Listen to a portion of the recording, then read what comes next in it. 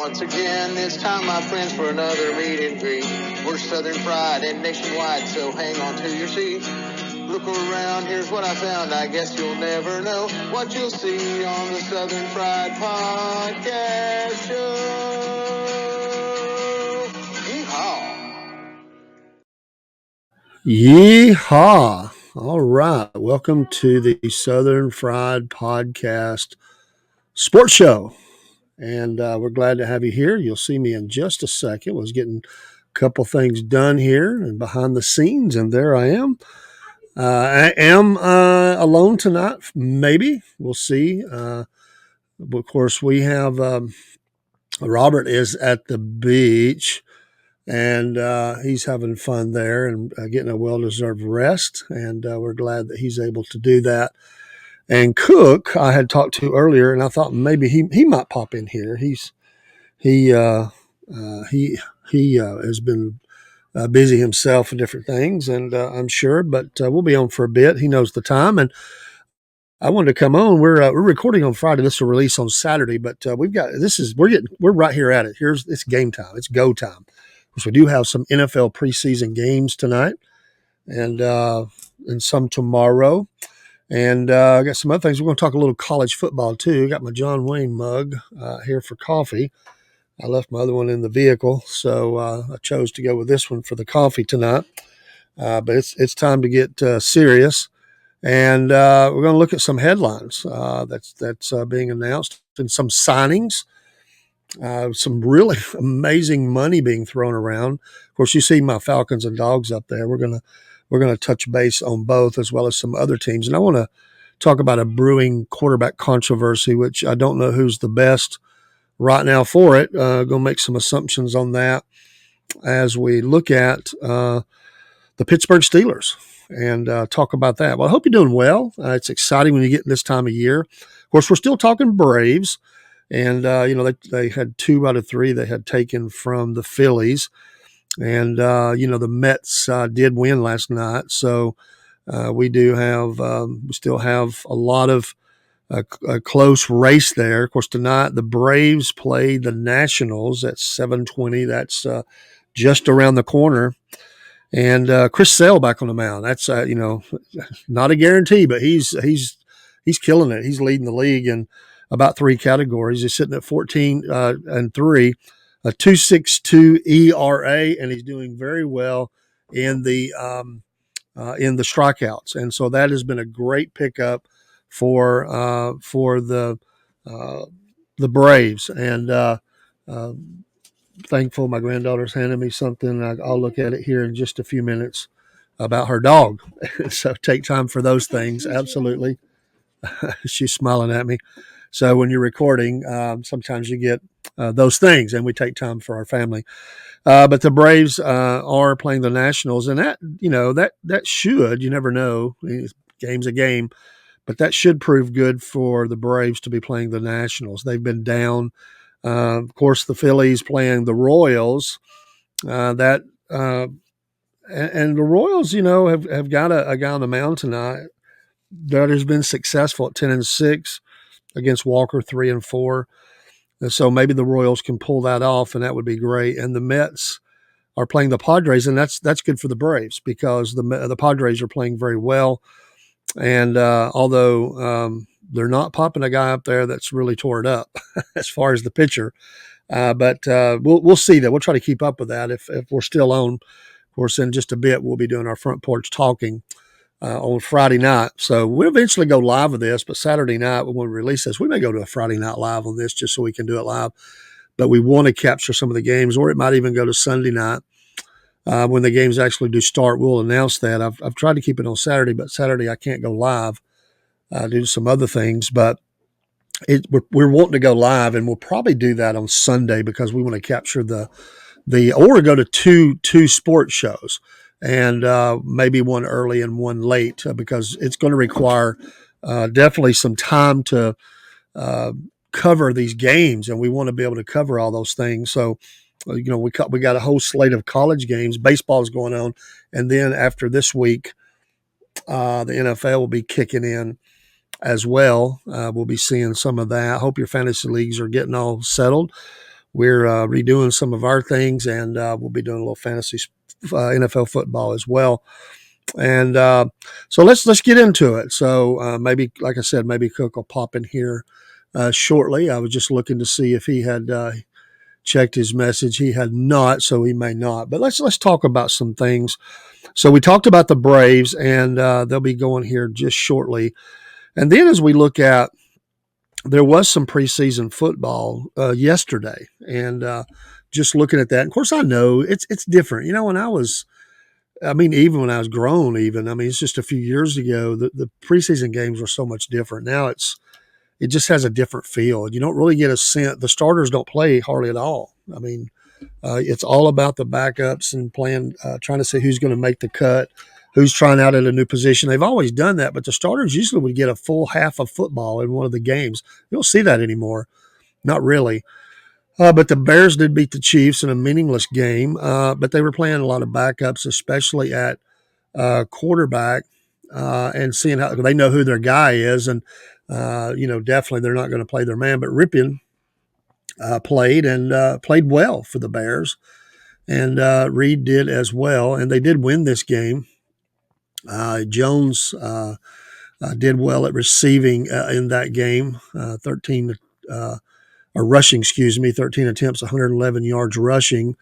And then Scott at wide receiver, 99 yards. And Sweeney had a touchdown, but, the Chiefs were playing Ian Book.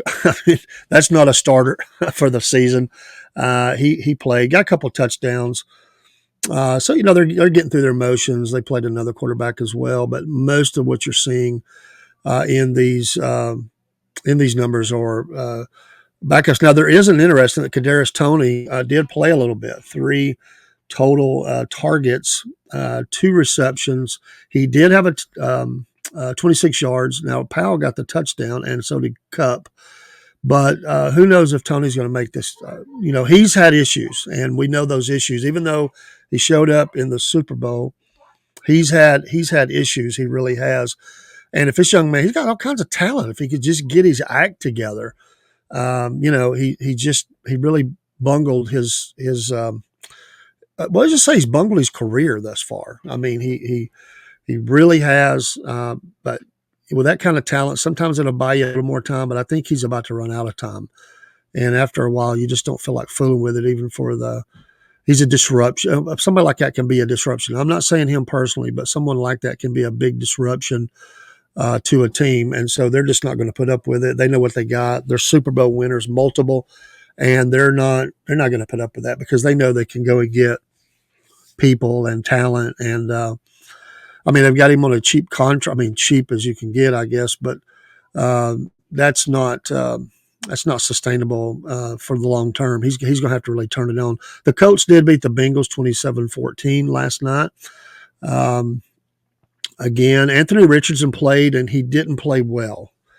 When we were doing our breakdown of fantasy quarterbacks, I said that Richardson had there's a big possibility he falls, and out of the ranking that some of the services and wires have him as a fantasy quarterback. But just looking straight on as an NFL quarterback, he's got all this talent, but he did have a touchdown, 86 yards passing, 8 out of 14, did throw an interception, was sacked once.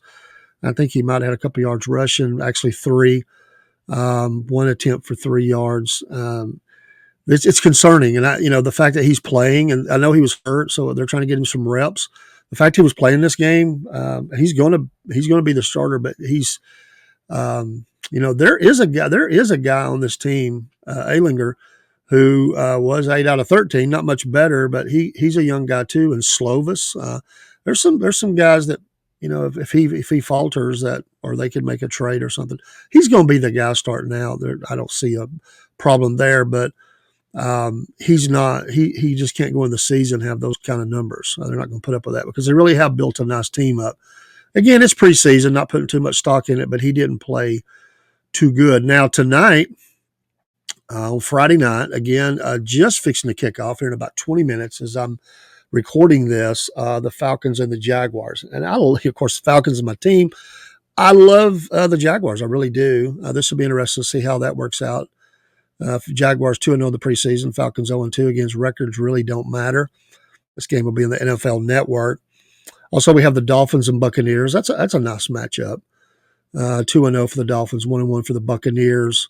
7:30 tip-off, no TV around the country, just local, I guess, maybe. 10 p.m. today, this is another neat one.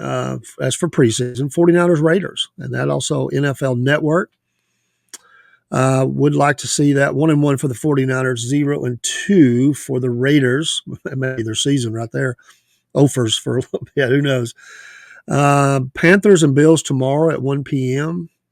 Can the Panthers kind of rebuild, get further down that rebuild and protect, their quarterback, their young quarterback? The Bills, they've got it all this year. Can they put it together? Tomorrow at 1, also the Rams and the Texans. That's a neat matchup. That'd be a great first week game. That would right there. I wish that was actually real.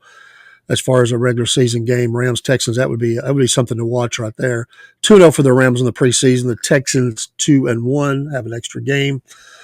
Tomorrow at 1, also the Ravens and Packers, another interesting matchup. 1-1 for both teams. This is two teams, playoff teams, definitely right here. I've predicted the Ravens, although I'm rooting for obviously the Falcons. They're not going to get to the Super Bowl. Who knows? But I'm a Kansas City fan, so I would like to see them go back. But both these teams could make it. Possibility, especially the Ravens. I've picked them. And then we get down here, the Lions and the Steelers. I'm going to come back. We're going to be talking about the Steelers in just a minute. The Steelers 0-2. That's also looking a lot like their regular season. Starting out, Lions 1-1. This will be tomorrow at 1 at the NFL Network. Another team's got to figure some things out. The Vikings 2-0 in the preseason, and the Eagles 2-0. That'd be a great first game matchup if this was the regular season. Tomorrow at 1 NFL Network. These are great preseason matchups if you're a fan. You're going to be watching a lot of people that's not going to be on the team and a few that are. Then tomorrow at 4, a little bit later game, the afternoon, NFL Network. Chargers and Cowboys. Another great matchup here. 0-2 for the Chargers, 1-1 for the Cowboys. Both these teams are pretty loaded. No big decisions here. I don't think this is all just about probably further just looking at who they got backing up at running back and along the line. They've had some issues there. Of course, they've lost the one running back free agency. They brought in a Zeke back, but just seeing what's all behind the ones that are still there and the offensive line. They're looking at that. Every position's under the gun right now, but you're looking at there's position battles all over the field for these teams. Tomorrow at 7:30 NFL Network, Giants and the Jets. The Jets, we know what's up for them as they got Rodgers back, and can they keep it going with Rodgers there? Can they? They're 2-0 in the preseason. Will they start out hot? Who knows? Giants 1-1. Will their moves pay off? I don't know. I think the Giants might be looking to make some changes in the middle of the year. Then tomorrow at 10 p.m., late game NFL Network, Browns, Seahawks. 0-2 for the Browns, 1-1 for the Seahawks. So the preseason, I'd like to see what the Browns are kind of going to do. The Seahawks as well a little bit on the offensive side. The Browns as well. Just seeing if their offenses are going to really show up. And then Sunday at 2 p.m. on NFL Network, Titans and Saints. 2-0 for the Titans, 1-1 for the Saints. I like what the Titans are doing. They've got some young talent coming on. Of course, they did lose King Henry, but they have some nice pieces there in the place, and it won't be totally reliant on the running back. Can Levis stay healthy? They've got some nice pieces. Saints still trying to work. They've got a lot of nice players around the field, but will they health and will they, we're going to see the real Alvin Kamara. And then a couple of more here, 4:30 game on CBS Sunday afternoon, Cardinals and Broncos. Now Broncos, a lot of excitement around the Broncos with this Bo Nix being the starter, and they're 2-0 in the preseason. A lot of excitement there for the Broncos. It's this harkens back to the days of Elway. Not that he's Elway, but it's, when it just brings you back as you think about that. And the Cardinals are putting some pieces together. 0-2 for them, 2-0 for the Broncos on the preseason. And finally, on NBC at 8 p.m., and I'll catch some of these games here, Patriots and the Commanders.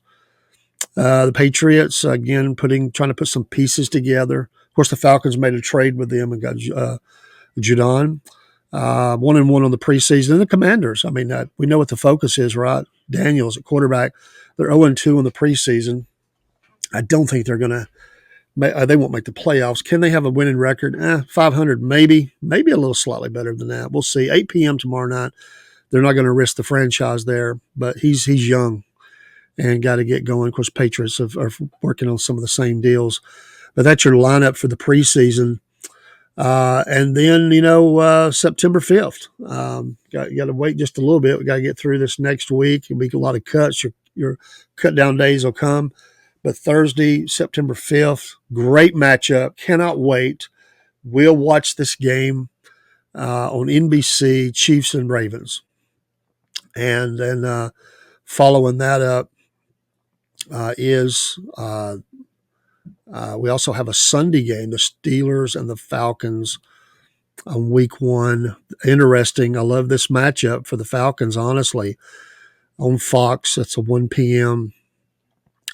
as well. Friday, on that Friday, we have the Packers and Eagles. Great matchup. Oh, maybe that's preseason. But anyway, we got the regular season week 1 coming. And so it's going to be interesting to see how some of this. No, that's actually week 1. That's week 1. Packers, Eagles, Cardinals, Bills, Friday, then Sunday, all the Sunday slates. And let's look down here and get that late game. Sunday, Rams, Lions. Great matchup for Sunday night football. Both these teams are very strong. And then Jets, 49ers. Monday night football, 8:15 ABC, ESPN on September 9th. But we're right there, right? We are right there. That's your slate. Now let's talk about some things that have happened. The Falcons actually threw a lot of money at their young cornerback, AJ Terrell, and solidified him to be a Falcon for a good long time. $81 million. I think I was going off the top of my head, but that was the number I think. And he just reset the market. Some of the others were in the 70s, the mid to like 75, 76. He just reset the market for cornerbacks. There's some other ones out there that are ready to sign their long-term contracts, got through the rookie contract, ready to go forward. But hey, he's good, and he's good to tackle, and that covers that side of the field. Of course, they've done some things to upgrade their defense, and they're showing the fans we're gonna keep these players here. And even though they've had some injuries, a lot of excitement for the Falcons. But the key will be, can the offense not just keep putting the defense in critical down and distant situations where the Falcons defense, they played great last year, considering the offense struggled so much in most of the games. If the offense can give them rest and keep them off the field and, repay their lockdown of getting a team off the field, bend but don't break. It's not always lockdown, but bend but don't break.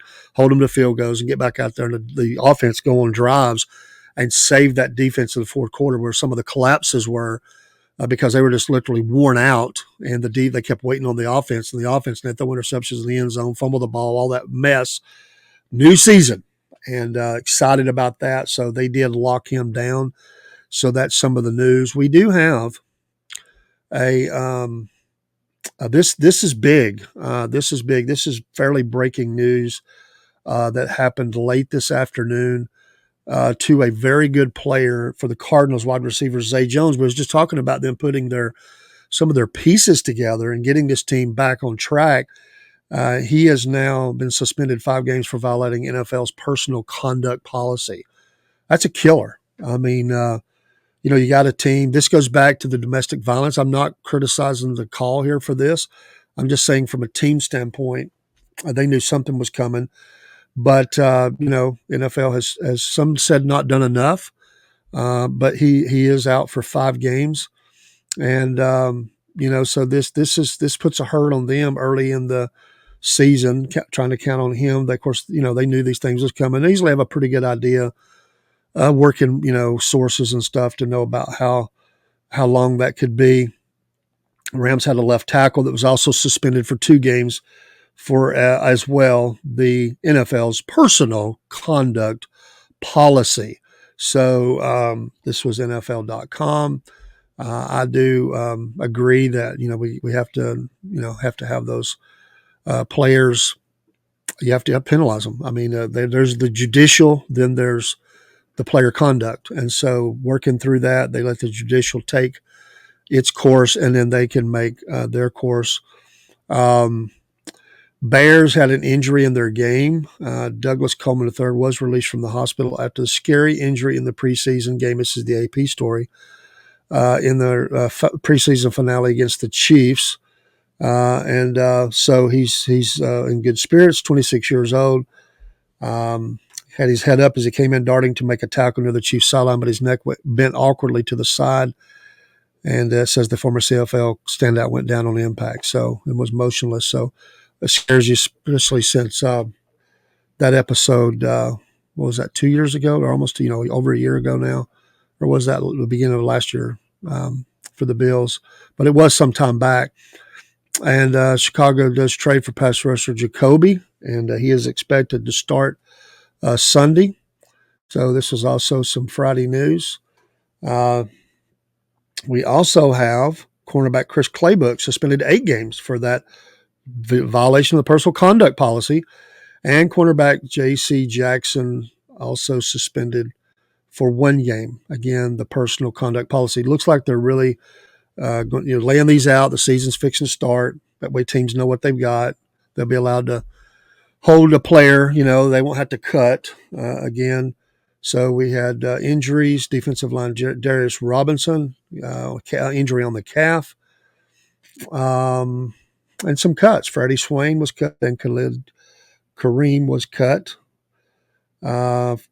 Wide receiver Hakeem Butler, offensive tackle Jackson Carman, 11 players cut by the Bengals.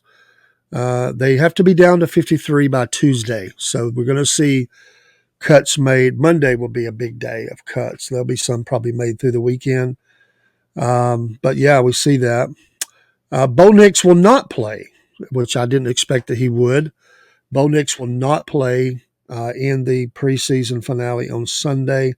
The old young Auburn guy, Jarrett Stidham, will start, and Zach Wilson will get the majority of the playing time. Again, both these guys need to be ready. Always you got Bo, and there's a lot of interest and excitement, but injuries do happen. And so we'll see.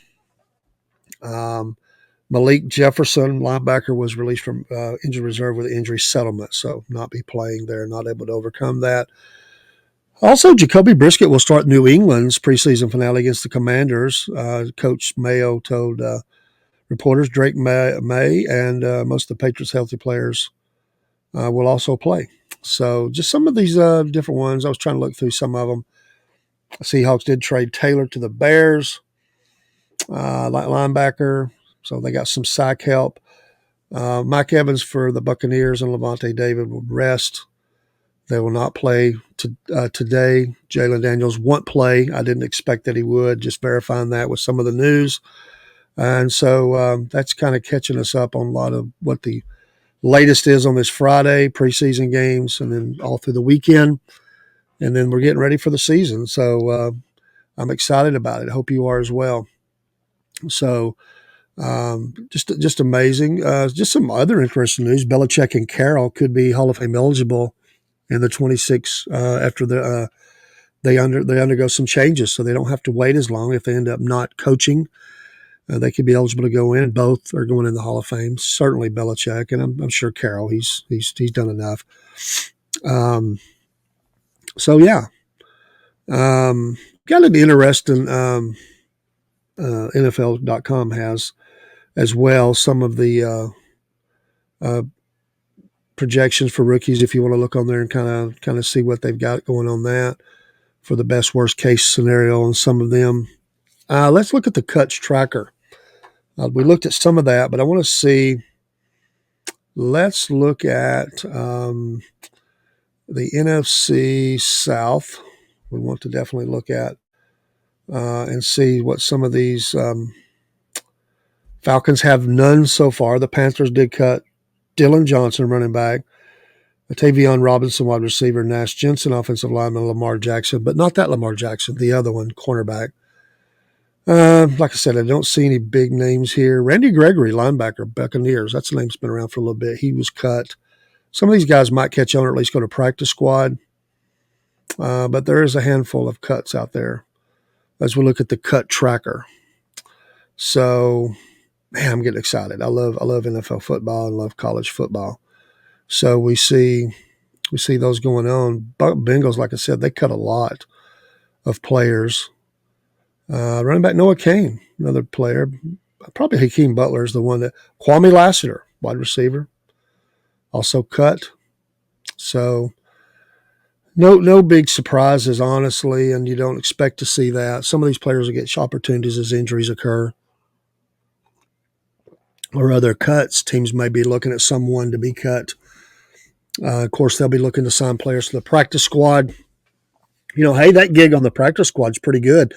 You get quite a bit of money to be on the practice squad. You can make a nice living in doing that. Of course, I know the goal is to play, and they want to play, and absolutely would want to play if I was them. And that's the goal, is to play whatever sport you're in. So another big we didn't talk about, but we did last week, is the CD situation in Dallas. Contract negotiations are ongoing. Of course, the news was trying to say that last week that he might go for underneath the highest paid player, Justin Jefferson, Minnesota Vikings. I predicted he would not do that, and it might roll into the season, and there's a very real possibility that's going to happen. He knows he holds it.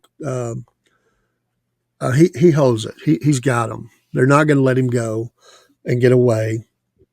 They have to re-sign him. It's just now, who's going to break here. I think he holds the cards, and he's going to want to get more than Justin Jefferson as far as a total per year and all that.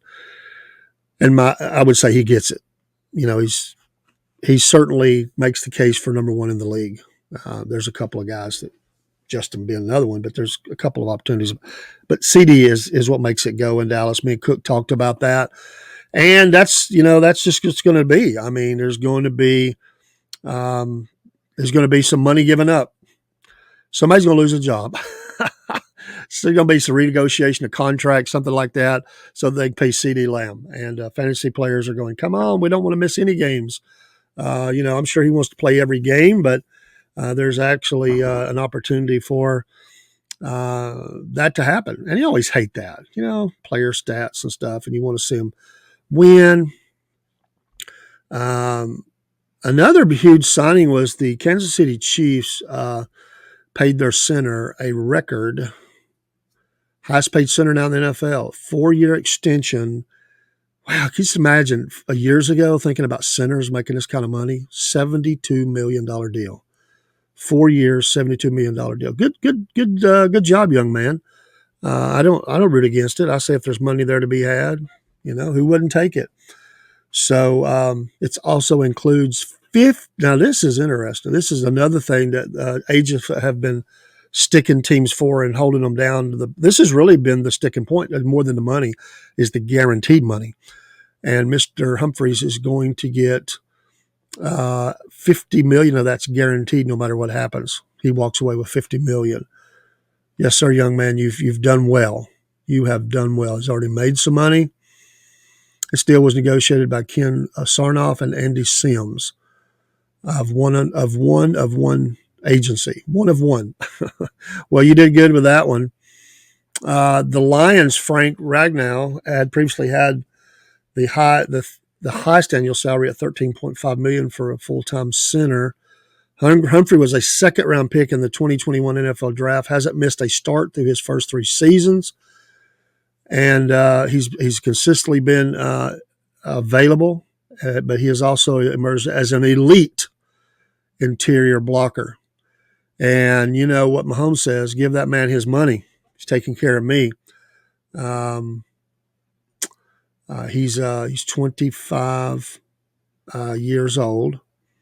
Following Jason Kelsey's retirement, Creed Humphrey now has the strongest case to be seen as the best center in the game, despite playing just 3 seasons in the NFL. Pretty strong. But in 2023 was his weakest year of the 3. And the first season, he didn't earn an overall PFF grade of at least 90. His run blocking is outstanding, and he has allowed just 44 total pressures in 3 seasons of actions. Patrick Mahomes is on a 10-year, $450 million extension. So, he gets his money. Way to go, Mr. Humphrey. Creed Humphrey, your new center, all most money, $50 million guaranteed, $72 million over 4 years. Well done again, young man.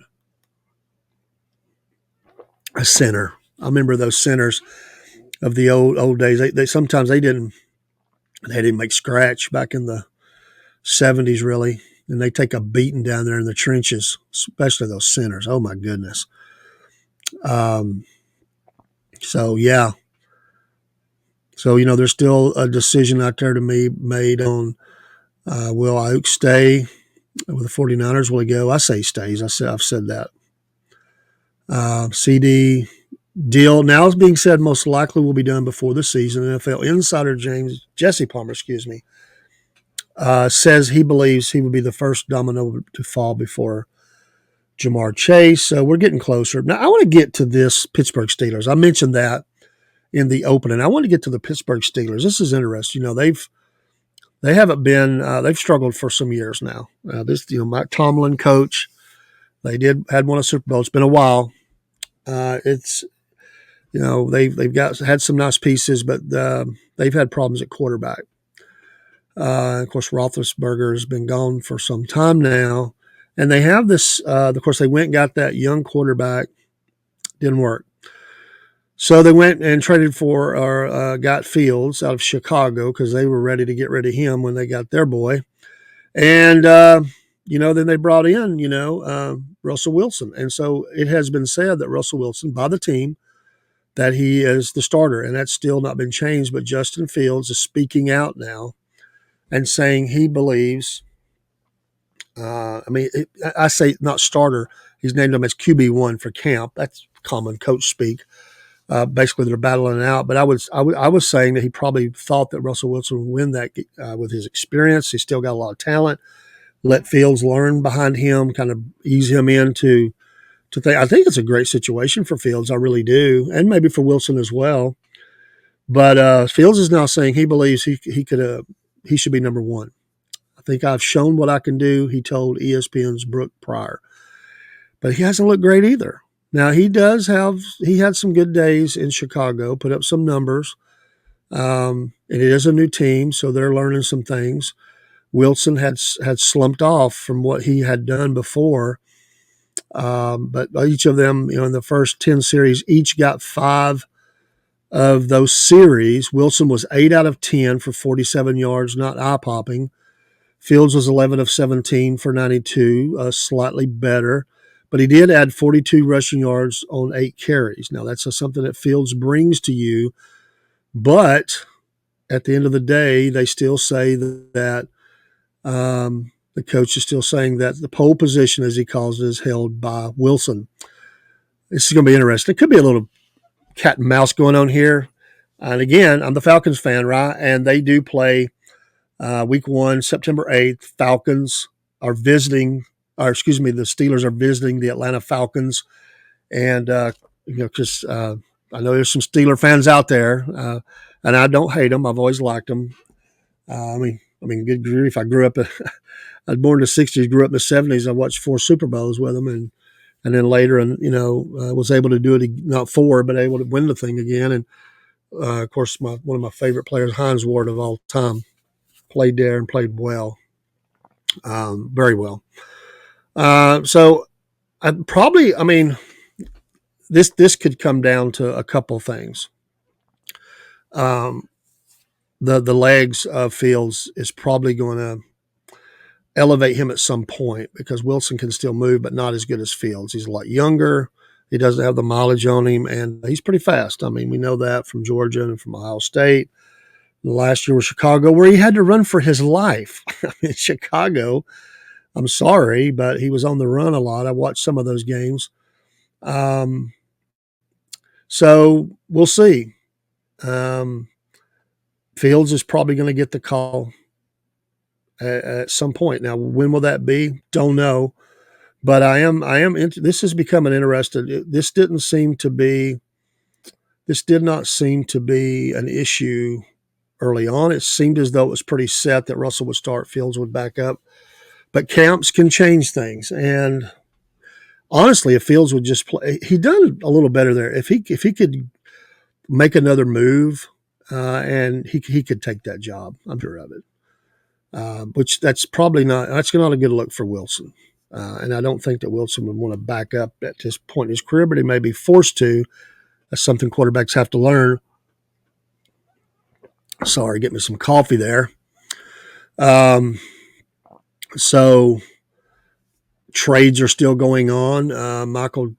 Panthers trade for Michael Jackson, not that one, but for the Seahawks.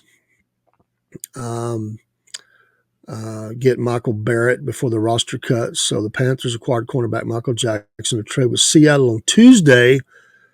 And so we'll still see some moves going on. Cuts again. There's things are getting lined up. Another one that interesting here as we look at is the Dotson trade. Between the Commanders and Eagles, and interesting. Eagles I'm sorry, I didn't mean to. Didn't mean to pull up that video. And then Terrell's $81 million deal. Commanders trade for Browns kicker, Cade York. Cowboys signed Linval Joseph, two-time Pro Bowl defensive tackle. Contract worth up to $4 million, according to NFL Network. Marcus Golden retires. So interesting. So there are still some free agents left on the market. Hunter Renfrow is a name that's been out there for a little bit. He could be a nice piece for someone. He was released in the spring by the Raiders. He's 28 years old. He's not had last couple of years have not been great for him, but he's had some injuries which have derailed his what he can do. And maybe they were trying to play him above his. He's a player that has a specific, I think, niche, and he could be a nice piece for somebody. Honestly, I wouldn't mind the Falcons picking him up because they did have an injury, and I think if he could stay healthy, he wouldn't be expected to be the guy. And this wouldn't be a bad move. He could really work it in the middle of the field, the slot, and the outs and stuff like that. So, but there's still a handful of free agents out there. There's a name out there, and he just fell off he fell off the mountain, right? Dalvin Cook. I mean, he was the man for so long. Of course, he was last year. He was with the Jets. Of course, that debacle. He was with the Vikings for a good long time. He signed with the Ravens, but he didn't see only a handful of carries. I really just thought they might use him a little more, but they didn't. It was just playing a safety for him, not position, but safety, and having somebody there with experience with that talent. They mentioned maybe the Cowboys. I've said that before, that it would be, but they went and got Zeke. So, what's going to happen to Dalvin? What's predictions here? Cook remains unsigned during week one. I think that's probably accurate.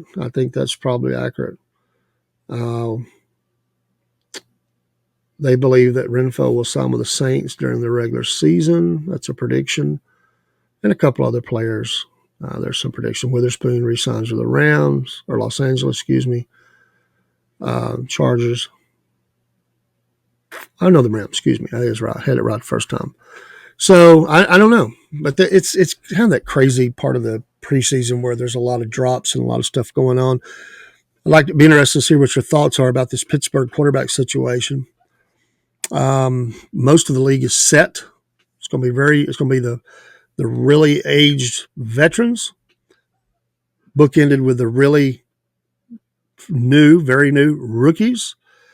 and then a bunch of players who's anywhere from all pro to trying to figure it out in the middle. Like the Falcons, they've got two players. It's not a quarterback controversy. Cousins is the clear number one, but injuries could bring him in. Glad to have him. What works out in New England? Is the Bo Nix excitement? Does it carry over to the season? Does he show that? Sometimes you can look like all world in preseason, and things get a little tougher in the regular season. We know that. So I don't know. I'm excited though. Let's get started. Let's talk a little college football just for a few minutes before we get out of here tonight. We do have, and I wanted to pull that up. I'm going to make sure I've got this accurate because I don't go off the top of my head. We are right on the cusp of some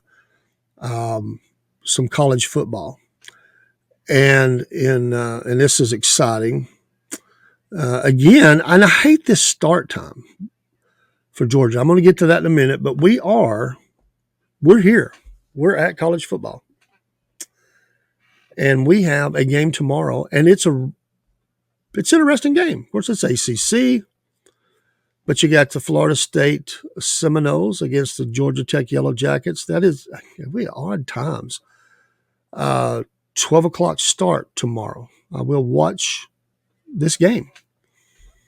Of course, I'll be rooting for Florida State. I'm not a Tech fan, but I do like Florida State. I think that Florida State is favored in this game by 10.5. That's probably fair. Georgia Tech, they've made some moves. They've looked a little better. They like what they got going on down there. But Florida State and Georgia Tech tomorrow at 12. So then we have some interesting Thursday matchups. We've got 1, 2, 3, 4 on Thursday. No really game to mention. Maybe you could talk. No, Missouri is playing for the SEC, but Murray State. A lot of these are small schools. Utah, Southern Utah.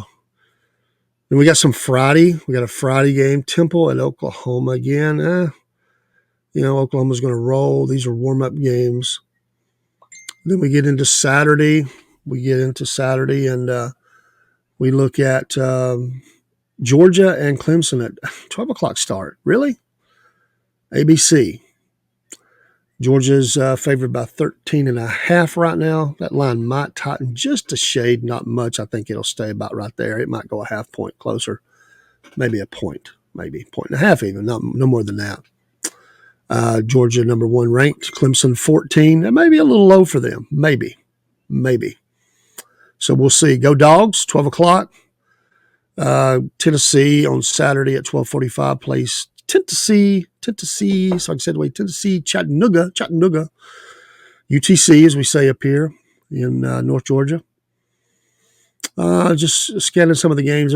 Saturday is not filled with a lot of good games. Penn State, West Virginia, 12 p.m. on Fox. That should be pretty good. 8.5 Penn State's favored. Give it up. Let's see here. Most of these are just beat downs ready to happen. I think this Miami-Florida game is very interesting. And by the way, Miami is giving up 2.5 there. ABC 3:30, another game to watch on Saturday. Miami and Florida. I like that. Just scrolling here, a lot of national champions play at 7:30. Fresno State, Oregon, Idaho. Another good one, Notre Dame, Texas A&M. Notre Dame's ranked 7th, Texas A&M 20th. A&M's given up 2.5 on this game as the numbers go. 7:30 p.m. ABC. Definitely tuning in closely. We'll be looking at the LSU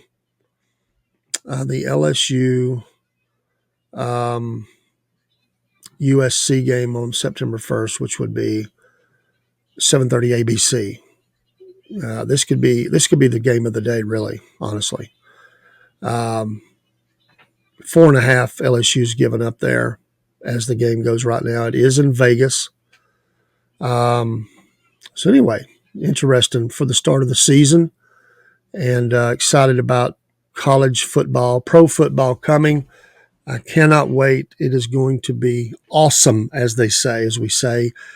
And hope you're excited as well. That's just a quick look through some of the things that are going on, some of the news, some of the games. Whatever your favorite team I didn't mention is, probably because they weren't playing anybody significant, not taken away from your team. Alabama plays Western Kentucky. Warm up, Mississippi Furman. Texas, Colorado State. Ooh, poor Colorado State. Money game, Ohio State, Akron. Another one. Whew, it's rough. Rough. Oklahoma, Temple, we mentioned.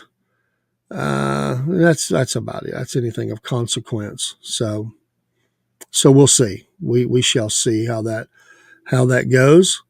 And so I'll have to let's see what Cook left me a couple messages. He's obviously not joining. We'll be closing in just a minute, and maybe he'll join us on the front porch talk. It'll be after this. By the time you see this, it will have already be posted. It's going to be alive. But Southern Fried Podcast Sports. I'm your host, Dave. Go Falcons, go Dogs, go teams, whoever you like. We're going to be looking at some fantasy scoring too. We're having a little. We're going to have a SFP fantasy draft among us, and we're just going to match up against each other and see how it goes through the season.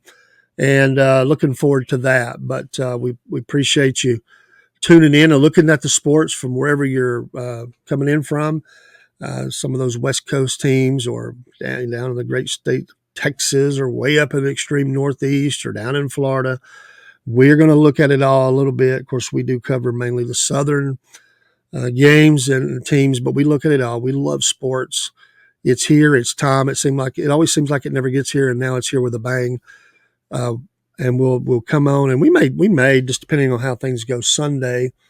But we may do another sports show. But starting the week after, we're certainly probably going to do 2 shows on sports, and one for college, one for NFL. Too much to cover in one show for both of those. And so we probably go through this weekend, and because there's just preseason, one college game, some baseball as well we're looking at.